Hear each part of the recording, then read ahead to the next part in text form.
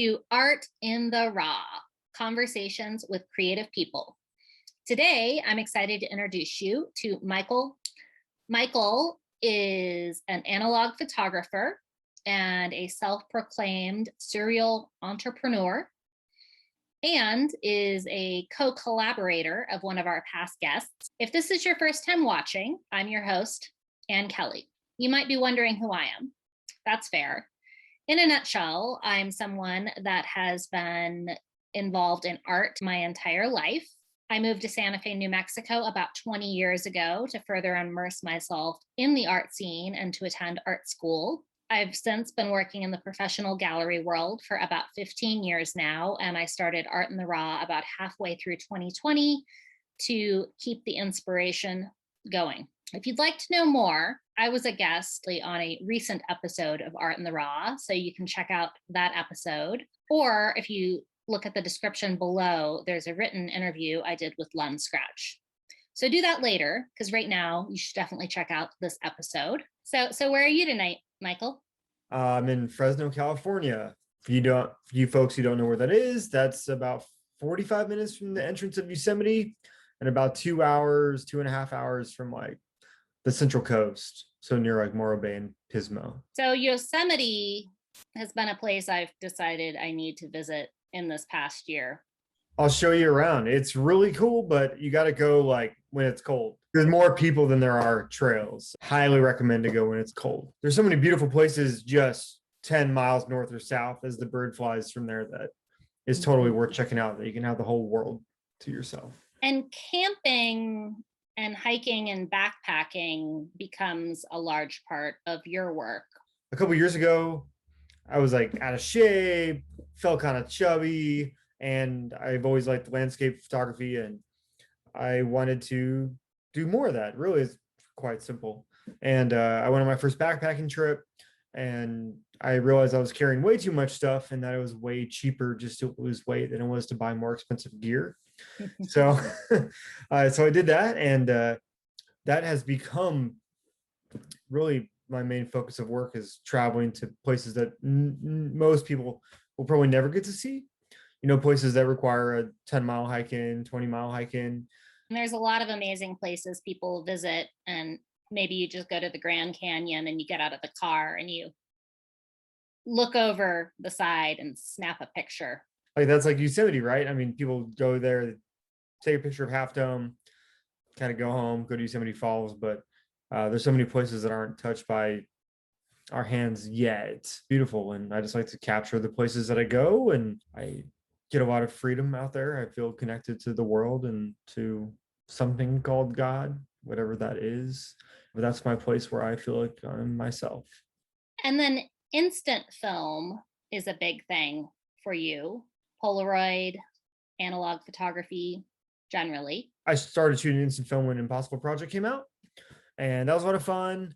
And I really liked it. At the time, I was shooting weddings a lot. If you know anything about me, I seem nice, but I don't like people that much. I was already working a full-time job talking to people all day, and I realized that that's not what I wanted to do with my free time. So I got a pack of Impossible Project film. Don't know really what inspired that. I just found it. Maybe I was on the internet. And I shot my first pack of film with a buddy over at Lost Lake right here in Fresno. And I was hooked. It was the first time I actually had fun taking a picture in quite a long time. And it just felt easy and fun and not like work. That's why I do it. So your day job, you work in finance, which is very different from shooting Polaroids and backpacking. It's kind of a nice balance for you. Like all things in life, there's necessary evils, and one of those is having a day job. So you gotta, if you want to burn $3 a shot shooting instant film, you probably should have a job.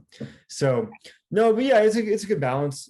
I work in private banking. It's like commercial implementation. So I do a lot of technical things that require a lot of type A personality, that part of me that I pretty much use up.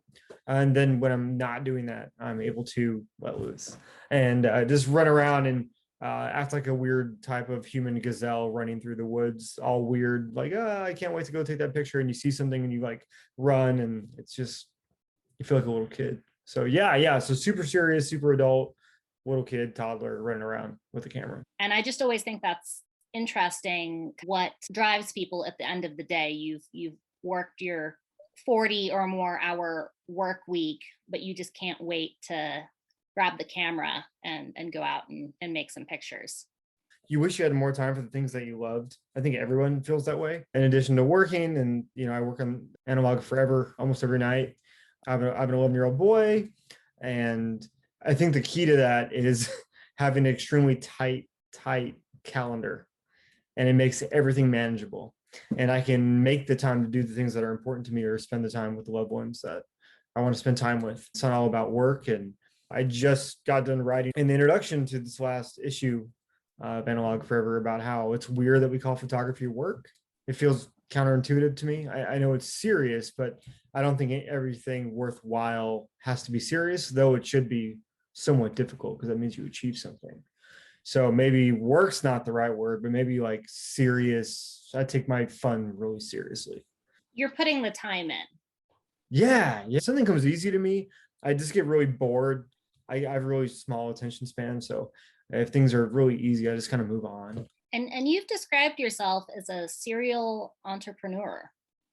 When I was like 16 years old, I taught myself how to build, in today's standards, terrible websites. But like my dad would take me door knocking, and I'd try and go build websites for local businesses. Did that for a long time.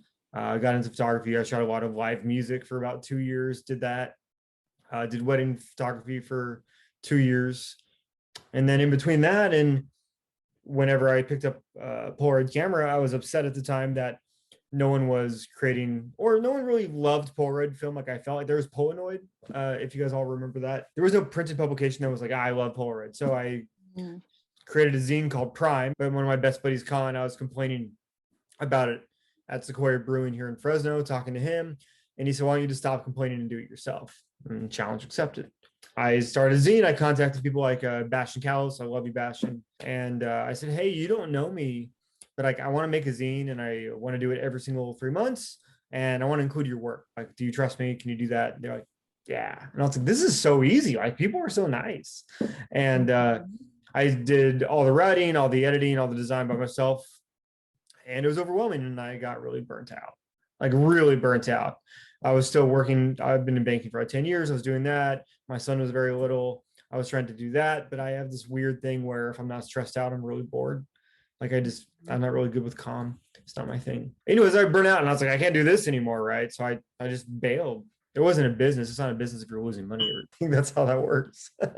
About a year later, I was in the same place with the same guy, and he said, you seem really bored. I said, like, why don't you do that again? So I said, all right. So I did it again, and then I really we launched Prime Editions. I put out a couple books, and I did like a 150-page book of Polaroid photographers. And that was really the end of it for a long time. My job was picking up other responsibilities, and fast forward to 2018, I text Michael Kirchhoff, because I've previously featured him in Prime, and said, hey, dude, do you want to start a magazine? And I was a few beers deep, and I didn't think he'd say yes. And he said yes. And he did. Yeah. He said yes. So less that I'm a serial entrepreneur and more that I hate to be still. Hence the title of all my books, Searching for Stillness. With Prime, how many magazines and books did you end up releasing? We did 6 issues of the magazine. So we did it for a year and a half every quarter. And a special shout out to Cheyenne Morrison and Bill Moore for helping me. They bought one of the magazines and they said, you really need an editor, man. Can I help you? And I was like, yeah. So we did that. I did 3 books. And then I did the last thing we did, which is the annual journal that we did a successful Kickstarter campaign on, which was cool to say I've done that. Definitely. Yeah. And as I recall, I believe Michael Kirchhoff said he was 1 year into Catalyst interviews when you called. Yeah. And suggested Analogue forever. Kind of like you, he was excited about it and made time for it. Yeah, he makes an extreme amount of time for it. I don't know how he does it. He's busier than I am. He's a freaking beast. And I think it's also a community thing. Any hobby that I've ever really been a part of, I've kind of taken the role of organizer. if you will. Like I've always, like I don't want to, leader is a terrible word because I'm not that good of a leader. I'm a lot more democratic than that. Sometimes. I think most of the time I just want to bring people together and like share something with people. Like for me, like when I was young and like someone wanted to feature your work, especially when you're extremely just, how do you say, unexperienced in that world, and someone like reaches up and tries to like lift you up a little bit, you're just like, yes. And it's like the best feeling ever, right? Like that's what I want to do for people. And how much cooler is it that they're next to people like Michael Kenneth, right? Like they get to share that. And it's like even better than just getting 10 people and printing it and saying, here's a zine. It's we're actually bringing the top dogs with emerging photographers and mid-career photographers together in one space. And I think that's cool. It's equitable. I like that. Can definitely relate. I think I'm just a natural born organizer myself. A small part of how this show started was just wanting to kind of maintain that community and introduce people. And it's been kind of cool since people have come up in actual real life and people have said, oh, well, I haven't met them. I've only met them on Art in the Raw. And, but to hear people say, oh, I've met them on Art in the Raw. That's cool how they phrase it, right? Yeah, exactly. So you and Michael working together, that's a great thing and nice to finally meet you. So now it's time to pre-order edition 4. That's right. Yes. And we're printing more. We're printing 750 copies each issue this time, and which is awesome. Like when you start something like this, you never think that like people want to buy what you're making, right? I mean, you hope. I mean, but you don't know. Yeah. And remember, I was talking to Michael like a couple months ago, a year ago, but he said we can never print more than 1,000 because they're just going to sit there, right? And to me, that's challenge accepted. Let's go. Either we're not doing as good marketing as we need to do. There's something we can do to grow every single day, whatever that is. And I guess that's my tangent just a bit. I mean, what Michael's really good at is telling me to slow down. And I'm like, hey, let's do this. Let's do this. Let's do this. And he's like, dude, why don't you go package the magazines, man? You know? And that's kind of a perfect partnership. Somebody to say, let's do more, and somebody to say, okay, let's slow down. And then you kind of meet in the middle. I'm very business bipolar. Some days I'm like, you know what? I don't care if we lose money. Let's do this. This is awesome. And then other times I'm like, hey, we really need to do this like one thing that's extremely like from my 8 to 5 life, right? So I think there's like a good balance there where I'm not afraid to try new things, but I also have somebody that can pull me back down and say, let's do one thing extremely, extremely well. And then that's you balancing your own self out. Trying to. I'm really bad at it. So have all of the print runs so far been 750? No, we did 500 the first issue, I think. And then I know to say I think is silly, but it's already in 2019. Right. From what you recall. Yeah. And then we did edition 2 was 500 at first, and I think I ordered an extra 100 like right before they got done printing because it's like, hey, we need more.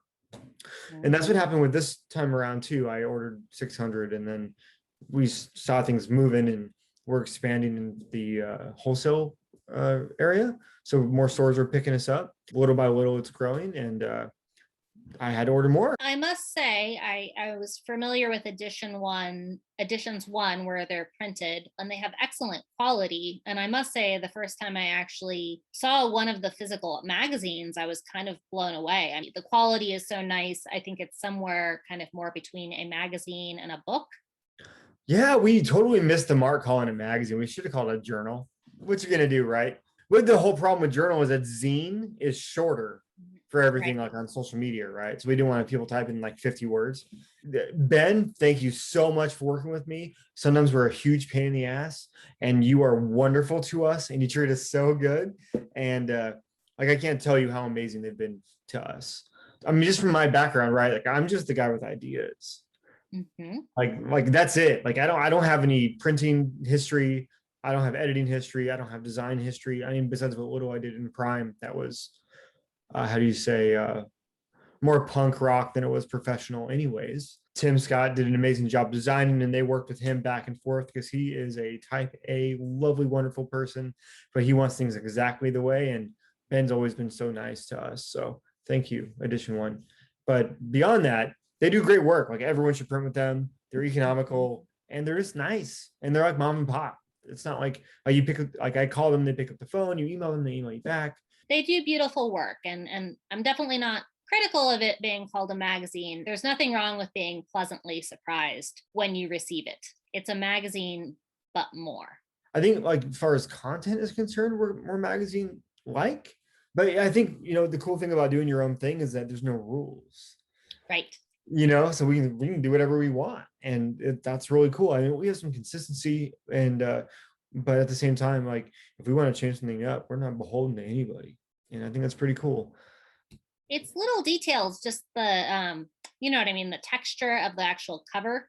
Yeah. I mean, I see a lot of photo books. So that was my first reaction before I even opened it, was this just feels good. The cover itself, the material. Did you smell it when you got it? I probably did. I don't remember specifically, but the feel is what stuck in my mind. Of course, I was originally introduced through the online aspect of it. When I started Prime, I said, hey, I'm going to make this product and hopefully people find it and buy it. That didn't work out too well. You have to establish yourself in some type of way. It's a necessary business evil to go through branding and reaching out and community growing. And I wish there's some magical way that advertising didn't exist in any way and people just knew about you and you could just love them and be like, hey, I love you. And like, let's like just trade ideas and let's put your photos in a magazine. But it had nothing to do with all the other stuff. I wish it didn't cost money to print. And that stuff kind of bums me out sometimes. I wish I could spend more time writing about people's work and caring less about making sure people get to see what we write about them, if that makes sense. Sure, but it's all connected and all necessary. So I think we've done pretty good at that, really, with the help of a lot of people and a lot of Googling late at night. Like, hey, that sounds interesting, and reading SEO stuff that's over my head. But because we are the most mom and pop thing that exists, I think, in this realm. Maybe not most, but we've had to teach ourselves things along the way.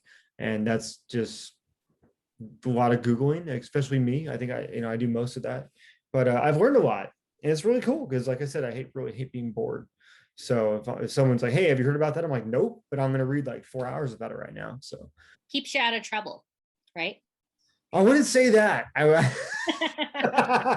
I've recently gotten into a lot less trouble than I did maybe even 5 years ago. I think I've easily put in 1,500 hours since this began. You say you figure 10 hours a week for 150 weeks. I think we're coming up on the 3-year mark. So, which is crazy, but it's been worth it. I'm doing an interview with Joseph Webb on a series called Greater Philadelphia. He was one of the submissions that we got for the next edition of the magazine. You never really know, well, like you see the work, right? You see the artist statement, but like you don't know like the depth of everything until you actually talk to somebody. Mm-hmm. And I sent this gentleman like, I don't know, 25 questions. He wrote me 10,000 words in response. Wow. And I had the best night of my life, like 2 nights ago, last night, whenever that was, reading that. And I just felt like I knew him now. And like, it was just like, I was like, it's the thing with everybody, like a tangent, I'll come back around. You get burnt out sometimes, like you're tired, like I have emails to respond to, I just worked all day. Like, I just want to watch the freaking TV show. Like, I want to do something that doesn't require a keyboard, right? Mm-hmm. And you force yourself and you say, suck it up. You got to do it. It's coming out. There's deadlines. Let's go, right? So you get on the computer and you're kind of not dreading it, but you're just tired, right? And then you read something like that. And you're like, this is why I fucking do all this. This is exactly why. Maybe it's not even so much about the photography. It absolutely is, but it's about the people. I get excited. That's honestly why I keep doing this. Yeah. After recording definitely the first few episodes of this, I would run into the house and I would be tired because I worked all day and then recorded this thing, but I would run in and I would want my boyfriend to watch it immediately. Like, hey, look at this. Like, we just made this. And he's great. He watches all of them. Oh, He's seen everything like before it's edited and after. That's an important thing. it is. And having the support of people you love too. I mean, like my dad offered to say, hey, like I know you have to go to, like, because I work like 7:30 to 5:30 usually. And I go to the post office on my lunch break and, carry them out. I gotta go here, thank you. And say, hey, I can take those for you. And it's just those little things of people supporting what you're doing because they know how much you love it. And they Right. may not understand it. My dad probably still doesn't understand why I do this, but I would honestly get it if one night he was like, no, I cannot watch this. I do not want to watch this. I've seen. I mean, my girlfriend's wonderful too, because like when I'm like stumped on something, to go through 300 submissions, you get either blind sometimes when you're trying to get through them all, but you also not lose focus, but sometimes you just need someone to say, like, you'd miss that. That was awesome. Like, and you're not thinking because you have all these, I think for me too, like biases, right? I mean, we all have things that we like. We're curators, right? We Yeah. publish what we like, right? But at the same time, it's nice to have someone say like, well, didn't you say you liked this 2 years ago? I'm like, oh yes.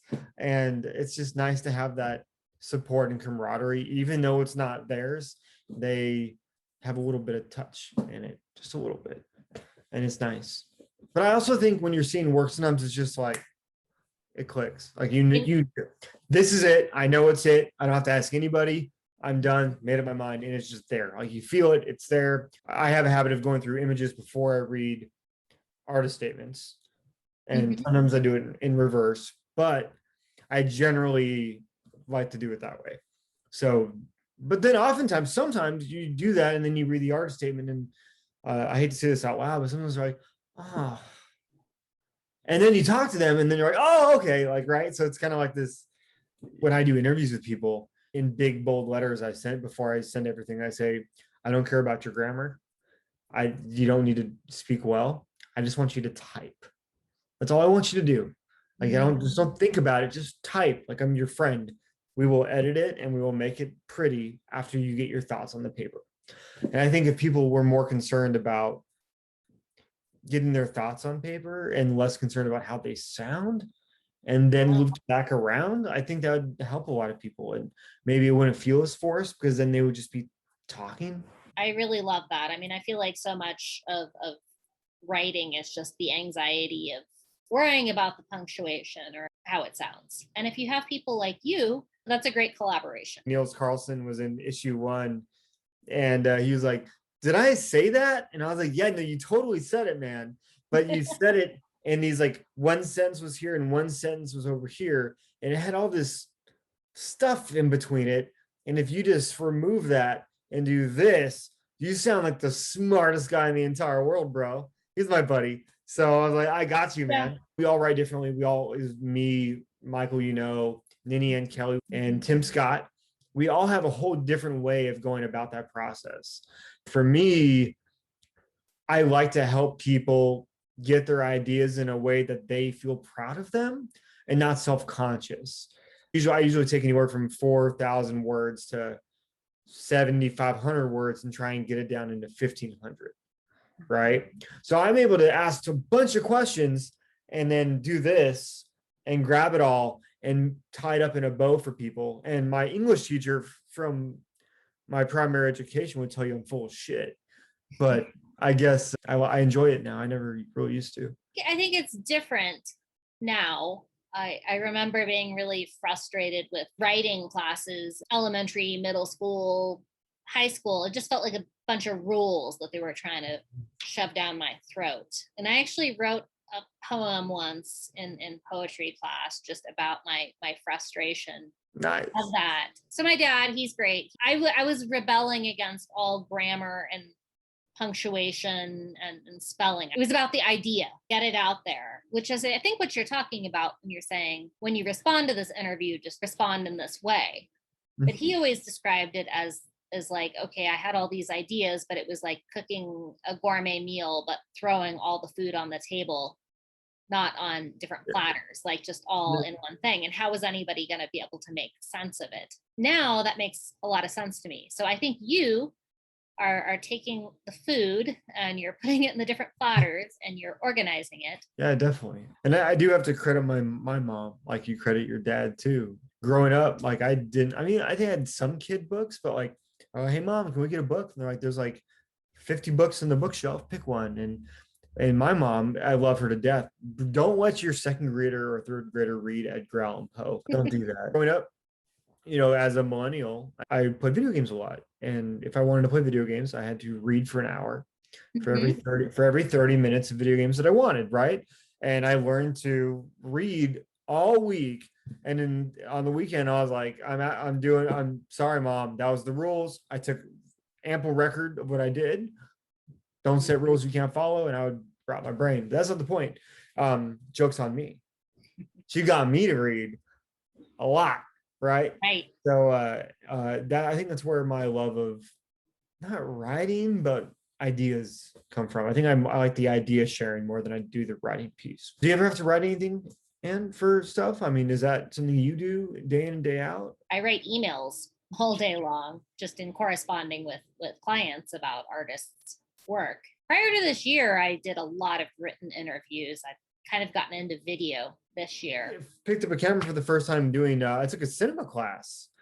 Let me take a step back. I showed up to this class. I don't know. It gave me some exposure. Like he would just let us take cameras out and make movies all day. That's what we did.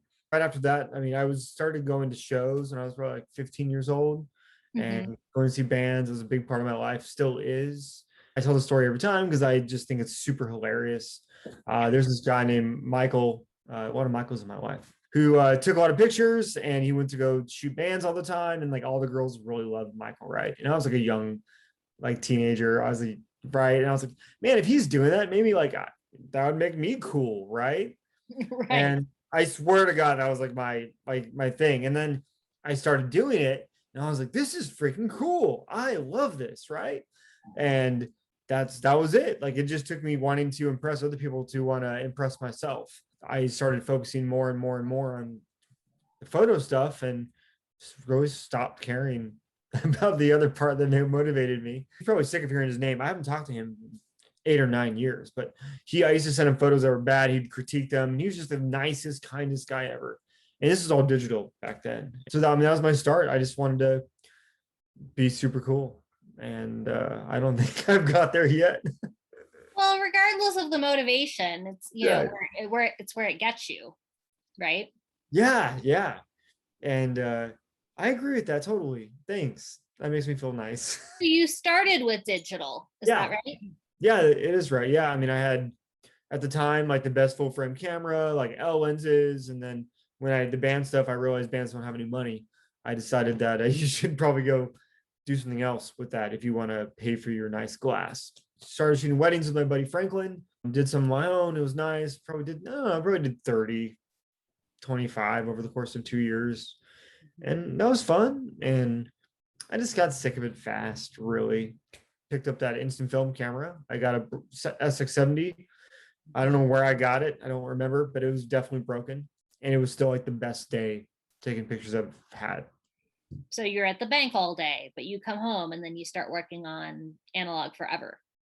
Or your own photographs. Yes, when I come home, like, I got all this stuff to do, and it makes me excited, right? My own work, I mean, I feel like as you do more and more for other people, you do less and less for yourself. And I think that's true in work, family, relationships, and everything, right? There's a line that you need to draw. I'm really bad at drawing that line in almost all areas of my life. I also feel like in a lot of ways, I was put here to help people. Like looking back on my life, am I going to want to be known as a photographer or as someone that helped other people with their photography? And like the ego in me definitely knows which one, right? But like maybe the old guy dying probably would go the other way. I can definitely relate to all of that. Yeah.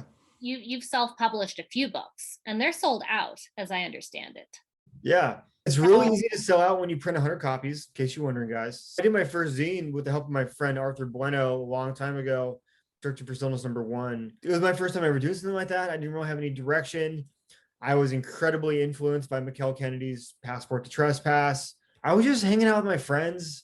Like I was in my early 20s, traveling just a little bit to big cities from where I lived and just kind of photographing along the way.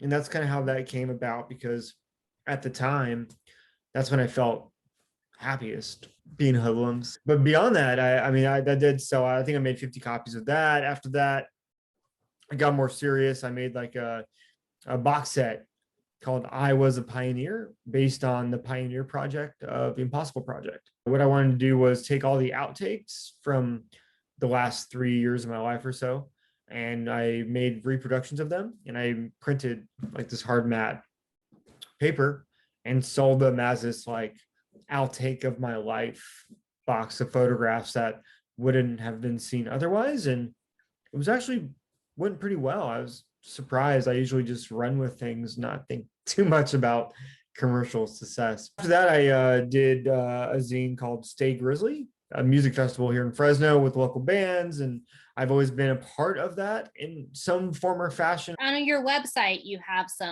a body of work from that. I spent a lot of time with this guy named Johnny Q. He was a promoter here in Fresno, and he used to bring like really awesome bands to town. So I would just hang out and take pictures, and sometimes they would sign them, and it was just a lot of fun. Late nights, like I'd go to the show at 9 or 10 o'clock and have too much fun, go to sleep at 1, 2 in the morning, get up to work at the bank in my suit.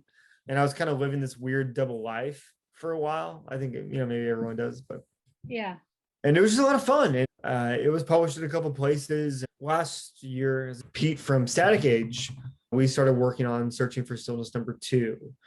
And this was like my first actual vision of what a book that I would put out would look like. And as far as like just size and weight, and I wanted it to be a hard stock and printed well in the middle, but I wanted it surrounded by something kind of that you would throw in your pocket. Like I didn't want it to look pretty, if that makes sense. Like I wanted it to be something like me, like where I have this little book that I keep all my Polaroids in when I'm traveling, and I keep it in my jacket pocket or whatever, and they get bent. And I wanted it to feel like if you didn't know any better and you were out in backpacking or were doing whatever, and you took out that book, those are your photos, right? That was like my vision that we created together. And that was the first time I actually spent a lot of time sequencing my own work, which is way harder to do for your own stuff than it is for someone else. Way harder. Definitely. But yeah, it was just a good time. And I spent a lot of time doing it. And right at the end of that, because I'm an impulsive dude, like all the time, I'm like, you know what? This is it. Mic drop, out of here, done with instant film. I'm such a liar. I wasn't done. I did this interview. I was like, yeah, I'm not going to do that anymore. It's like a bad breakup. I couldn't stay away. Either we have a toxic relationship or Polaroid's my true love. I'm not sure which. So I'm back to doing that. I'm working on another book, Searching for Stillness #3. It's been almost a decade of doing that in that way. I think I'm ready to do something else. And I say that, I'm probably not. Like, I don't know. Like, we don't really know. But that's the idea right now.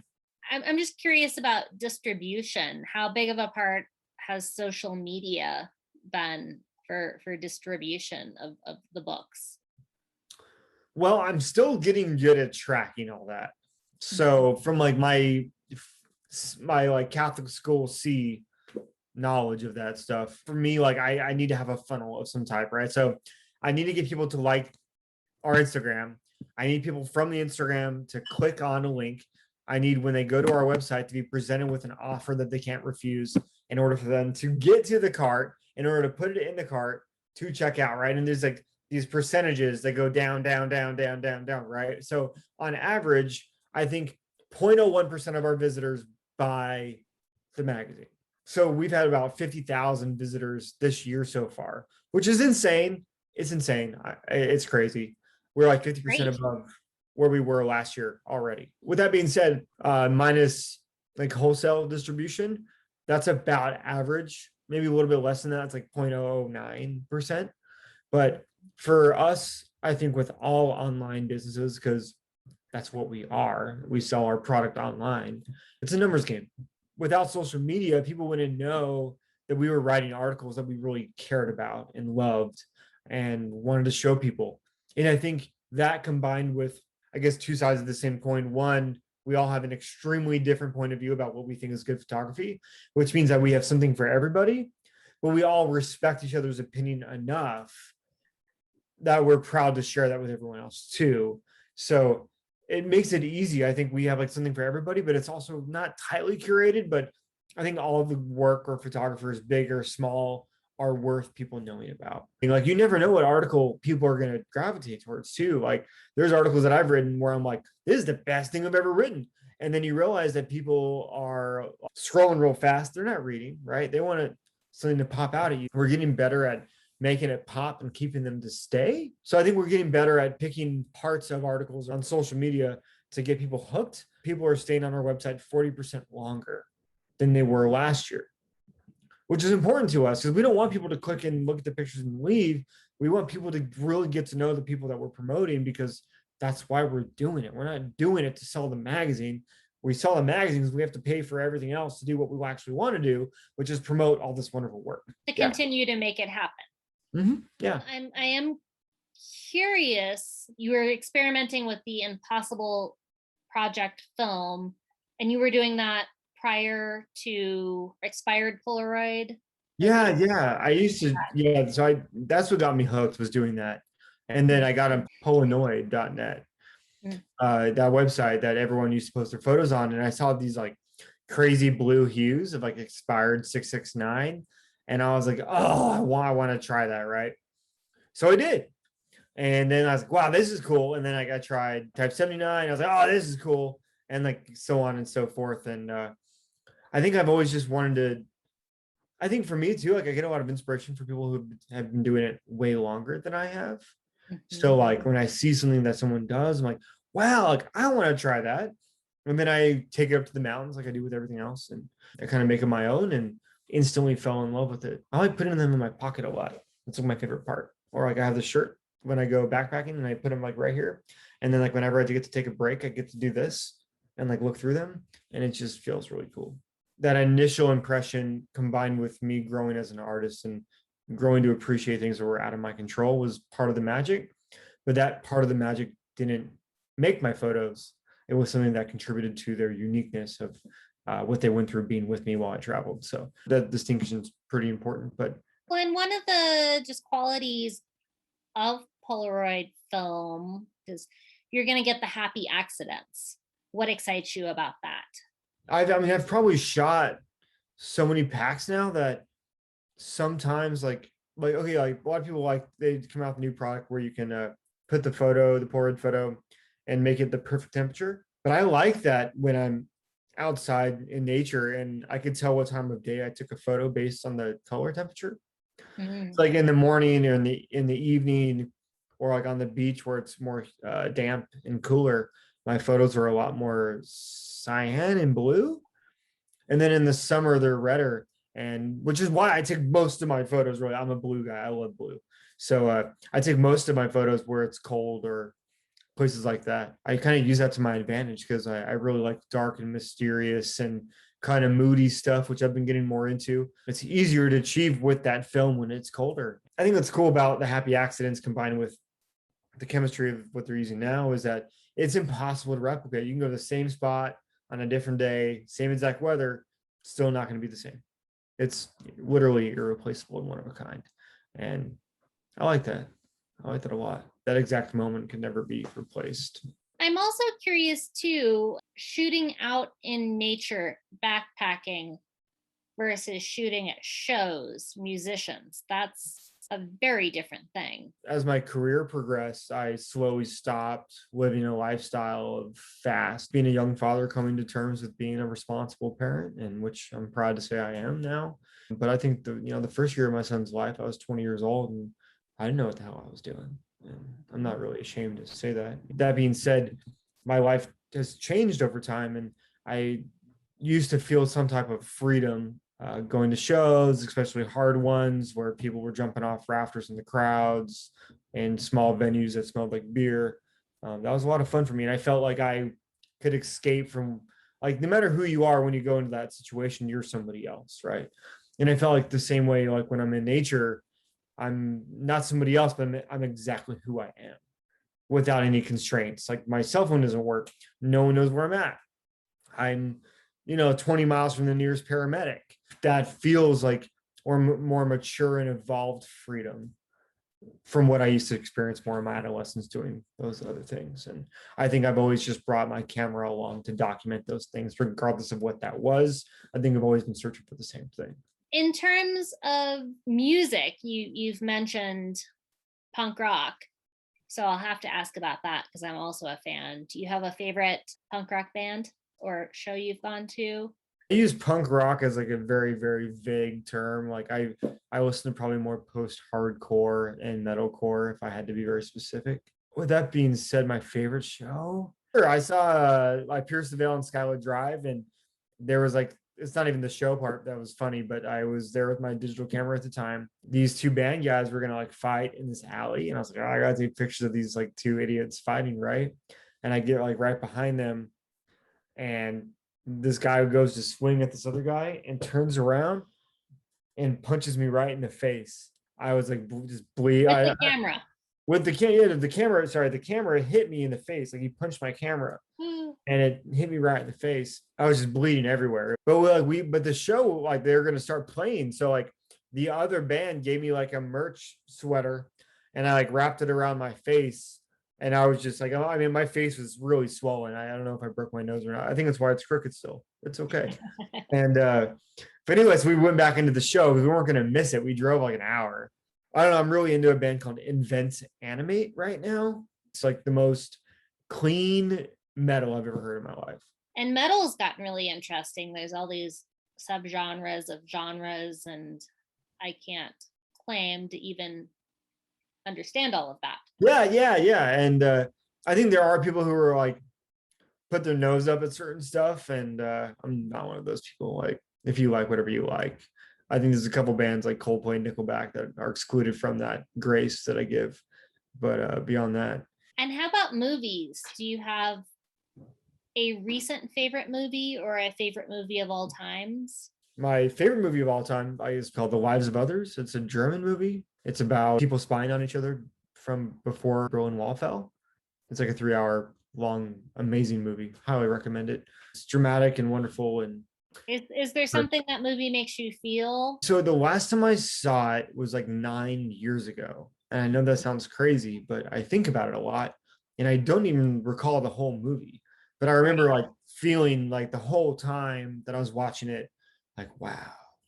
And I think it was like the historical aspect combined with there's someone in that movie that displays a lot of courage and goes against things that will probably kill them, but not like in a cliche way. Like, I know he struggled with it. If you can't beat him, join him. Like, but do I just want to live peacefully?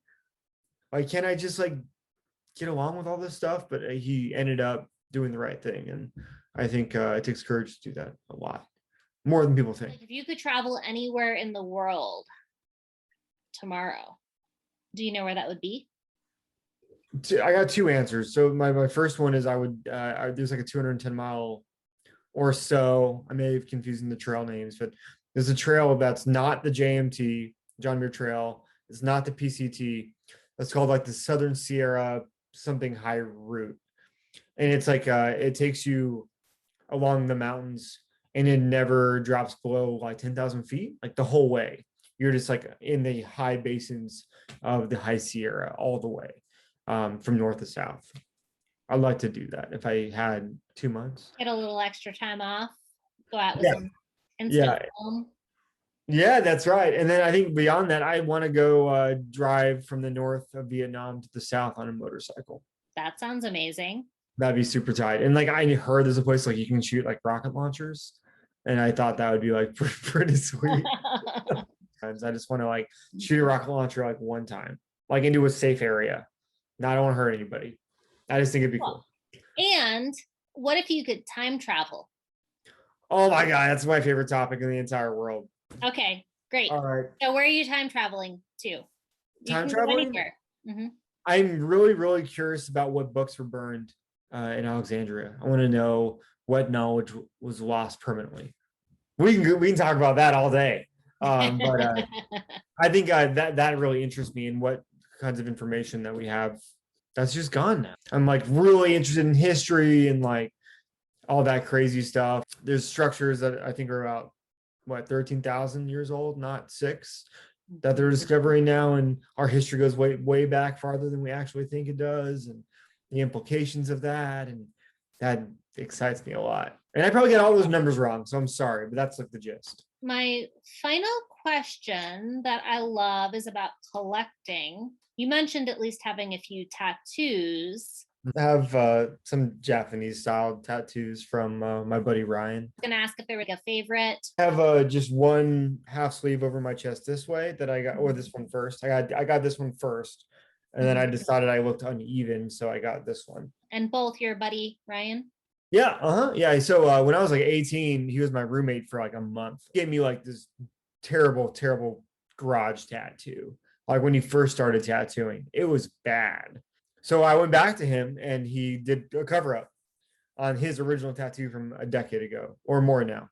So that's kind of cool that he did covered up his own tattoo from forever ago. And I got to see you can't see the progression now, but he's gotten good. And I love the Japanese style of tattooing. I never thought that I would be that Caucasian guy with Japanese tattoos, right? I never thought that was me. I really like it. And he got really into it. And I saw his work and I was like, wow, like that's just really pretty. And I really liked it. So yeah, aesthetically it's beautiful. And I also think it's just interesting that in Japan, a lot of people will have whole body suits, but you can't see any of the tattoos when people put their suits on and go to work. Exactly. Below and above the sleeve, right? Yeah, so I can roll my sleeves up at work and no one knows. You got to look the part, just like almost in everything in life, unfortunately. And it's your uniform, just like you wear a uniform to go a million other jobs. Is there anything else you collect? Every 2 or 3 months, I throw away like 2 big black garbage bags of stuff. I'm kind of the opposite of a collector. I'm just an impossible person to buy anything for. Maybe just send you out into nature with some Polaroid film. That's it, right? Yeah, like a good gift. Yeah, totally. Yeah. Yeah, your birthday's coming up. Just a gas, like the $30 gas card and like 10 Cliff Bars. It's like the best gift anyone can give me.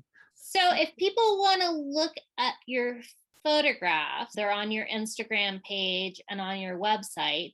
And I actually do have one final question. The URL of your website is Don't Shake It Like a Polaroid. Where did that come from? What inspired that? Me yelling at my friends, telling them not to shake the Polaroids I'm taking. And like you give them and they do this like automatically. And I'm like, what? I was like, dude, this is not that song. It's a common misconception. You're not supposed to shake them. It messes with the emulsion.